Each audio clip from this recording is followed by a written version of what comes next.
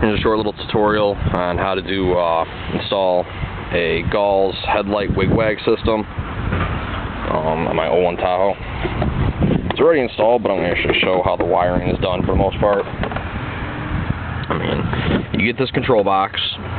It's the Gauss headlight flasher ground side 3 flash pattern FS003. They've got 3 different actual boxes for the 2000 to 2003 Tahoes. Depends on your coloring for your high beam headlight wires, because I have the purple and orange.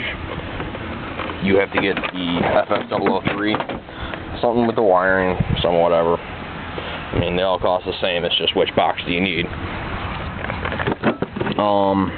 You got looped wires on here. Creates the different flash patterns. I have my black white looped, and I cut my red white, because red white, it gives you 3.5 flashes per second. If they're both looped, it's like 1.5 flashes per second.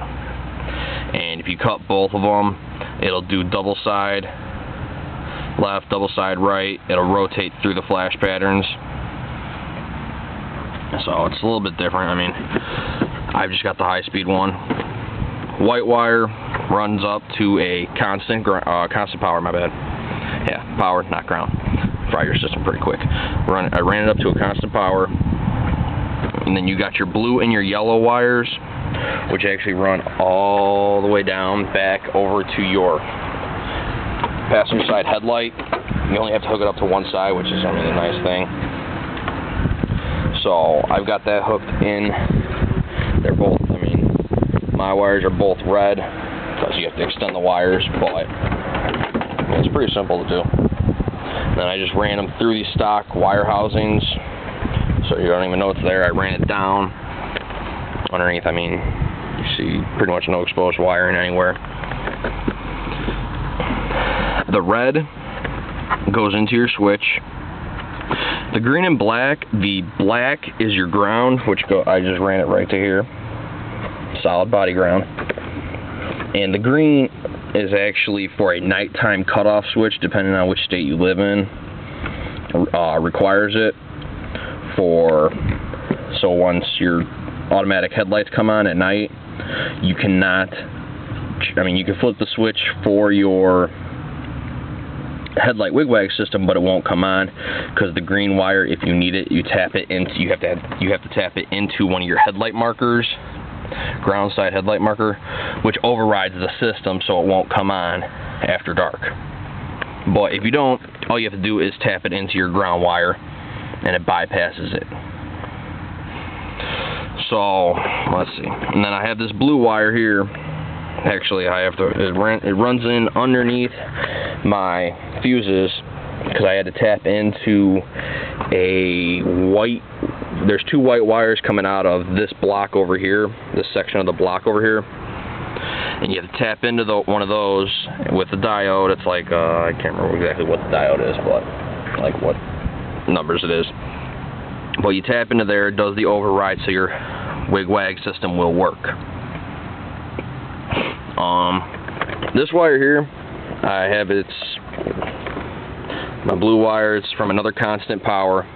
Runs in. I put in another fuse block underneath my dash, so if I blow any fuses, I don't have to worry about doing stupid little inline fuses, because I mean, it's a really cheap way to go by. I mean, if you're gonna do it properly is my thing.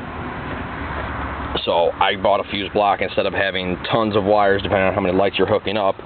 Having 6 or 7 wires come from underneath your hood into your car. Why not just have one constant wire, one constant power wire that goes into a fuse block, and then just separate them all from there for your power. And I mean, the only other wire you have to have go in is this wire, the red wire here, which goes to your switch. So it'll work. I mean, pretty simple. I mean, then I have the wire go in through a grommet I drill, or through a hole I drilled, and then I pop in a grommet. I mean, you can find existing holes, but where mine is, it's a pain in the ass to get to, so I just decided to drill and put a grommet in. I mean, it's underneath here, which I got to retuck my speaker wire. It runs underneath. I mean, it's not the prettiest looking right now. I still got some work to do. But there's my fuse block. And I'm going to upgrade to a better full enclosed fuse block. And then I run my switch right into here, into my PA siren box. And I flip the switch.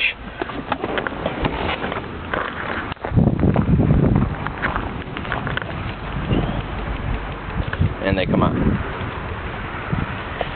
One thing I didn't like though is how Gall's systems are. You cannot cut off your low beams. So once your high beam wigwags kick on, you've got your high beams on too, your low beams on, which I have HIDs in my low beams, so that kind of overpowers my high beam wigwags.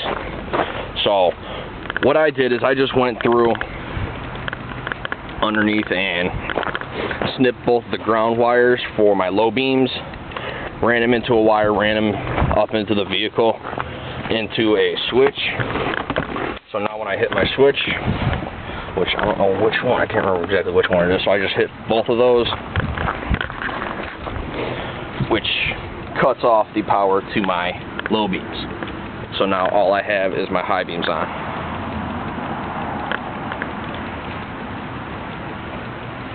Which that same switch is hooked up to my rear wigwags, which I'll show in another video. And the nice thing about the rear wigwags, it comes with an extra wire, so you can hook up back deck lights, which I have my strobe in the back window, which is on, but camera takes crap video of strobes, which I've learned with almost any camera. So that's the video on how to install a headlight switch.